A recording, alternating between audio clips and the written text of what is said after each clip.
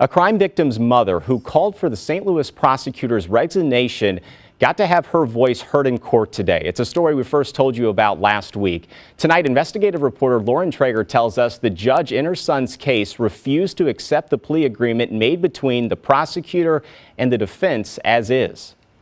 That mother telling me she was going to battle for her son, saying she didn't feel that the prosecutor's office was willing to fight for him.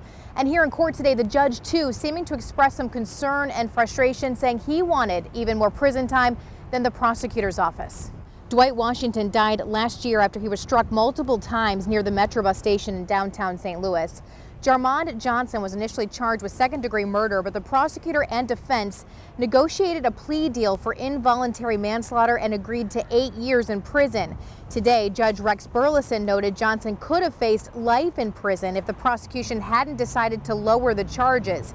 He said he was rejecting the plea deal as is, but somewhat indicated his hands were tied. The judge saying, quote, 8 years where we have a deceased victim. I am not going to accept anything less than the maximum. I cannot control how the state charges this. I can only control the sentence. So instead, the judge sentenced Johnson to 10 years, the maximum, although under the law, Johnson could still serve much less time than that. Washington's mother told us last week she wanted even more time. She actually called for the resignation of Circuit Attorney Kim Gardner because she said she had been kept in the dark, and she believes the prosecutor's office failed in their duty to hold Johnson accountable.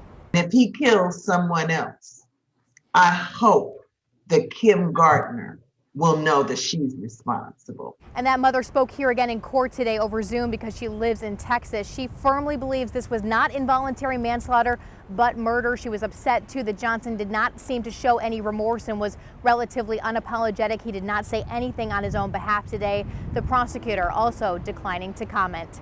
At the courthouse downtown, Lauren Traeger, News 4.